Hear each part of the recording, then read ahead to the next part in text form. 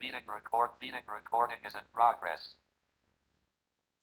नमस्कार सभी को और बच्चों को। कुछ पेरेंट्स लोग का फ़ोन आया और जुड़े नहीं, और ये सिस्को वेबएक्स मीटिंग में और स्कूल छत्तीसगढ़ में के तहत हम इसको पढ़ा रहे हैं। मैंने लिंक आप लोगों को भेजा था सुबह से। उस लिंक में अगर कोई समस्या आ रही थी तो कॉल कर लेना था। क्लास के समय कैसे समझाएं, ये समझ से बाहर है। तो अभी हम पाठ पे चर्चा करते हैं, ज़्यादा ना बात करते हुए। तो पाठ का नाम है मेरी अभिलाषा है। पार्ट 8 हिंदी मेरी अभिलाषा है। अभिलाषा है, ये मैं इससे पढ़ा रहा हूँ, है ना। इसके लेखक हैं श्री द्वारिका प्रसाद महेश्वरी। इस कविता में एक बच्चे ने अपने मन की इच्छा प्रकट की है। वह सूरज चांद तारों जैसा चमकना चाहता है और फूलों जैसा महकना चाहता है। वह आकाश के समान निर्मल, पृथ्वी के समान सहनशील और पर्वत के समान दृढ़ बनना चाहता है। सूरज सा चमकूं मैं, चंदा सा चहकूं मैं। अब कविता चालू होती है। ऊपर पहले वो दिया हुआ था, वो कैसे कैसी अभिलाषा करता है, क्या क्या उसकी इच्छा है, वो प्रकट की है। अब हम कविता को पढ़ते हैं, फिर इसका एक बार हम अर्थ भी समझाते जाएंगे और आपको सही से समझा देंगे, ठीक है। तो आप लोग सुनिएगा इसको ध्यान से। तो पहली लाइन है, सूरज सा चमकूं मैं, चंदा सा चमकूं मैं, जगमग जगमग उज्जवल तारों सा दमकूं मैं। मेरी अभिलाषा है, फूलों सा महकूं मैं, वृद्धों सा चहकूं मैं, गुंजित सा वन उपवन, कोयल सा कूकूं मैं। मेरी अभिलाषा है, नभ से निर्मलता लूं, शशि से शीतलता लूं, धरती से सहनशक्ति, पर्वत से दृढ़ता लूं।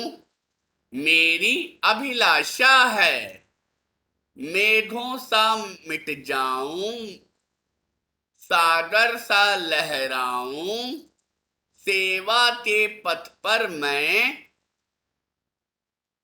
सुमनों सा बिछ जाऊं। मेरी अभिलाषा है। अभी मेरी अभिलाषा है, यहाँ क्या है देखते हैं आगे क्या दिया हुआ है। वैसे यहाँ दिया तो ये हुआ है कि शिक्षक संकेत शब्दार्थ आ रहे हैं। पहले हम आपको ये कविता का भाव और अर्थ समझा देते हैं। सब लोग ध्यान से सुनेंगे और सब इसको समझने की कोशिश करेंगे। तो एक एक लाइन को हम आपको समझाते जाएंगे और मैंने इसको बता देता हूं कैसे इसकी लाइन है, क्या इसका है। तो पढ़ते हैं।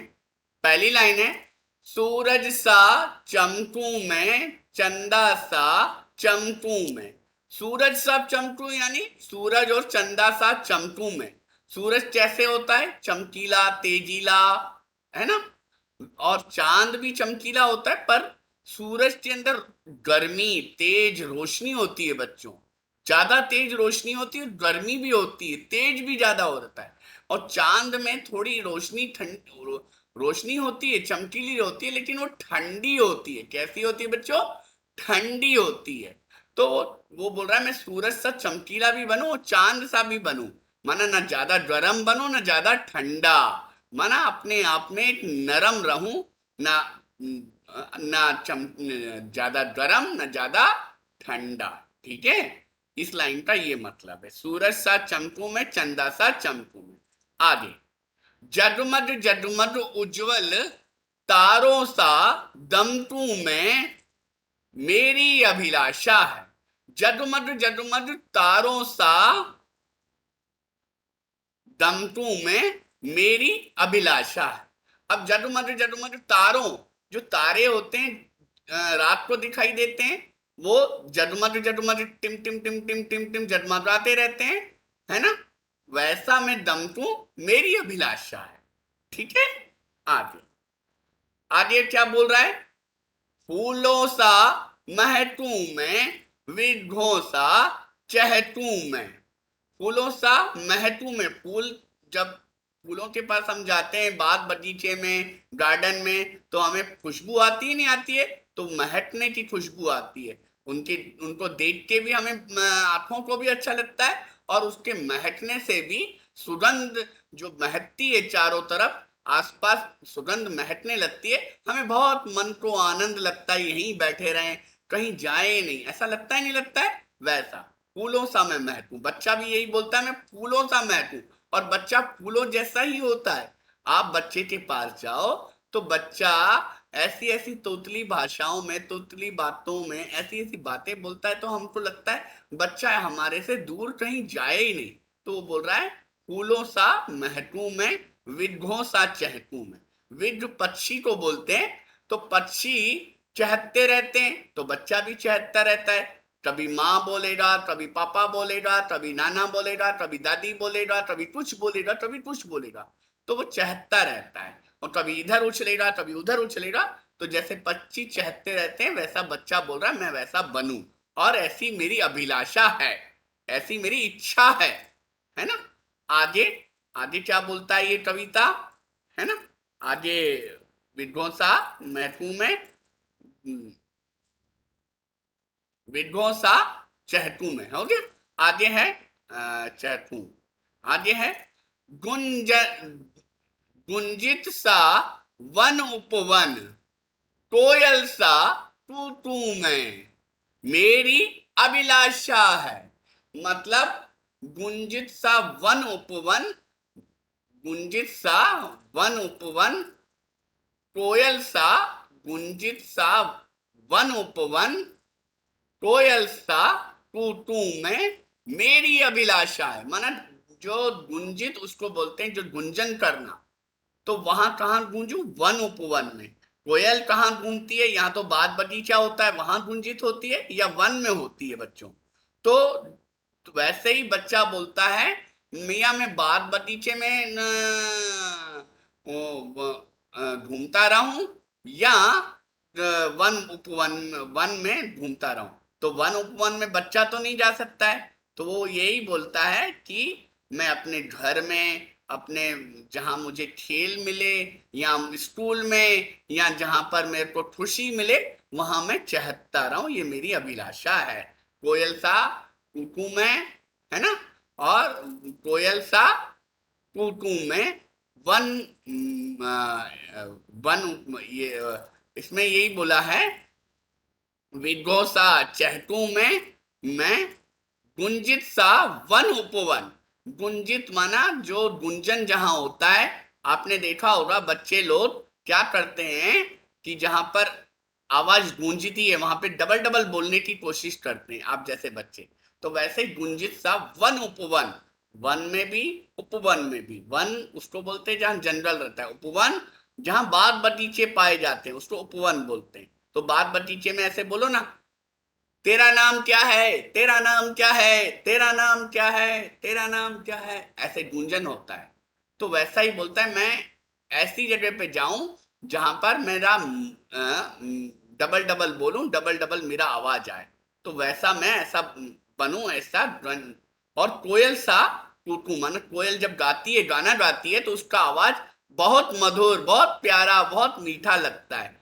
तो कोयल जैसा बनना चाहता है। और जहां पर कोयल कूदती है, टू टू टू टू टू टू टू टू टू टू, तो कोयल की आवाज जैसा मैं टूटूं और वन उपवन में रहूं। ठीक है, ऐसा इसने इस पंक्ति में कहा गया है। आगे, मेरी अभिलाषा, ये मेरी इच्छा है। आगे आगे, नभ से निर्मलता लूं, शशि से शीतलता लूं, धरती से सहन शक्ति, पर्वत से दृढ़ता लूं।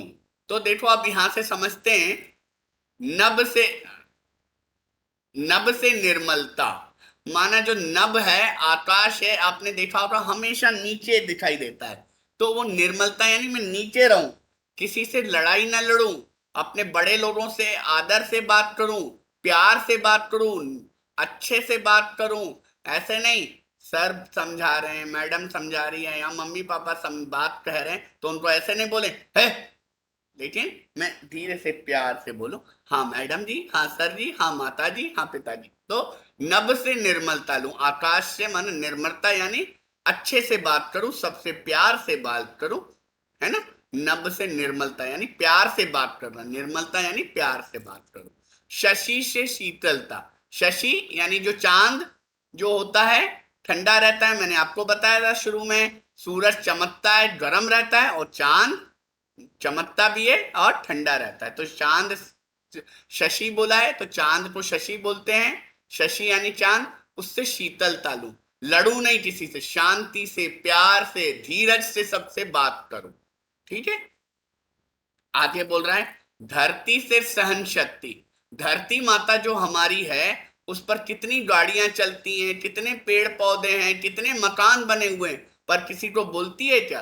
कभी हम उसमें गड्ढा खोदते हैं, कभी हम उस पर दौड़ते हैं, कभी उस पर हम नाचते हैं, कभी बोलती है कि अरे मेरे ऊपर मत नाचो, अरे मेरे से मत लड़ो, अरे ऐसा मत करो। हम धरती माता पे कितने अत्याचार करते हैं, आपस में लड़ते हैं, लोगों से लड़ते हैं, तब भी धरती माता सहन करती है, चुपचाप रहती है। यानी सहन यानी चुपचाप रहना बच्चों, चुपचाप रहना, है ना। तो उसको बोलते हैं सहन, सहन शक्ति, है ना, सहन शक्ति। आगे है, पर्वत से दृढ़ता लो, यानी पर्वत जो होता है, पहाड़ होता है, उसको कितने भी हथौड़े मारो, कितने भी पत्थर मारो, वो टूटता है क्या? नहीं टूटता। तो वो बोलता है मैं पर्वत जैसा बनूं, और धरती जैसा मैं हमेशा सहन शक्ति रहूं, और पर्वत जैसा अडिग रहूं। कितना भी कोई मुझे कुछ भी बोले, कैसा भी बोले कि यहां से हिल जा, नहीं हिलूं, अपनी ताकत से ना हिलूं, ना करूं, ना डरूं, ना मतलब रहूं। और धरती माता जैसे बोलती सहन रहो, चुपचाप रहूं, तो वैसे ही सहन शक्ति से रहूं, और मन शांत रहूं। मुझे कोई गलत शब्द बोले लेकिन फिर भी मैं चुपचाप रहूं, और चुपचाप रहूंगा तभी मैं आगे बढ़ पाऊंगा। तो पर्वत से दृढ़ता लूं यानी मैंने अपनी बातों से हटू ना, कोई भी मुझे कितना भी मारे। अब पर्वत को हथौड़ा मारो, पहाड़ पत्थर मारो, तब भी वो नहीं टूटता है। वैसे ही बच्चा बोलता है मैं पर्वत जैसा बनूं, अपने जो इरादा मैंने पक्का कर लिया, जैसे मैंने बोल दिया कि मैं सैनिक बनूंगा, पुलिस वाला बनूंगा, डॉक्टर बनूंगा, इंजीनियर बनूंगा, तो एक दिन बन के दिखाऊंगा, कुछ भी हो जाए। आगे है, मेरी अभिलाषा है। आगे, मेघों सा मिट जाऊं मैं, मेघों सा मिट जाऊं, सागर सा लहराऊं, सागर सा लहराऊं, सेवा के पथ पे मैं सुमनों सा बिछ जाऊं। अब देखो क्या बोल रहा है बेटा, है ना, मेघों सा मिट जाऊं, मेघ बोलते हैं बादल को। बारिश जब आती है तो बादल पूरे खाली करके अपने आप को खाली कर देते हैं, और पूरा मिट जाते हैं, पूरा पानी गिरा देते हैं। तो मिट जाऊं, फूलते हैं फिर मिट जाते हैं, गुब्बारा जैसे फूलता है वैसे ही बादल फूलते हैं, लेकिन जब वो पहाड़ से टकराते हैं तो पूरा पानी पानी पानी पानी गिर जाते हैं। ठीक, और उसके बाद सागर सा लहराऊं, सागर जो होता है लहरें उठती हैं उसमें, ऐसे यो यो यो यो, ऊपर नीचे ऐसे ऐसे लहरें उठती हैं, है ना। उसे ज्वार भाटा भी बोलते हैं बच्चों। तो लहरों सा, सागर जैसा लहराऊं मैं, है ना। बच्चा आता बोलता है मैं सागर सा लहराऊं, है ना। आगे, और सेवा के पथ पर मैं, सेवा यानी जो बड़े बुजुर्ग हैं, सेवा के पथ पर मैं सुमनों सा बिछ जाऊं। जो बड़े बुजुर्ग हैं उनकी सेवा में हमेशा तैयार रहूं। ऐसा ना बोलूं, अरे मैं तो दादी ने काम बोला, मैं नहीं कर रहा हूं, मैं बैठा हूं। नहीं, दादी है, हमको काम नहीं कर पा रही है, उसको पानी चाहिए तो पानी ला के दूं, अगर उसको और कुछ चाहिए तो और ला के दूं। तो ये सब मैं उसके लिए करूं, तो ये ऐसी सेवा रखूं। और जब मैं बड़ा बन जाऊं तो टीचर बनता हूं तो अच्छे से पढ़ाऊं, और सेना में जाता हूं तो अपने देश के लिए मर मिट जाऊं। डॉक्टर हूं तो अच्छे से इलाज करूं, इंजीनियर हूं तो अच्छे अच्छे चीजें बनाऊं, मकान, कंप्यूटर, मोबाइल, ये सब इंजीनियर ही तो बनाते हैं बच्चों। तो है ना, तो ये सब चीजें मैं अपने आप में करता जाऊं, और कर करके मैं अपने सेवा के पथ पे सुमनों से बिछ जाऊं। सुमन यानी फूल को बोलते हैं। फूल जैसे अगर फूल बिछ जाते हैं ना बच्चों, फूल जब बिछते हैं तो उनके ऊपर हम निकलते हैं। तो सेवा के पथ पर बिछ जाऊं, फूल जब नीचे रहते हैं उनके ऊपर हम पैर चलते, तो हम अपने कार्य करते करते अपने आप को निछावर कर दे, और हमारा नाम हो या ना हो लेकिन मैं अपना काम करता रहूं, ऐसा बच्चा बोलता है। तो ये मैंने आपको आज कविता समझा दी। अब जिस दिन आप लोग और जुड़ोगे तो फिर से समझाऊंगा, और शब्दार्थ भी पढ़ाऊंगा। शब्दार्थ कल पढ़ाऊंगा। आज के लिए इतना ही, फिर मिलते हैं। नमस्कार बच्चों। Close button. Pause. Stop recording. Space.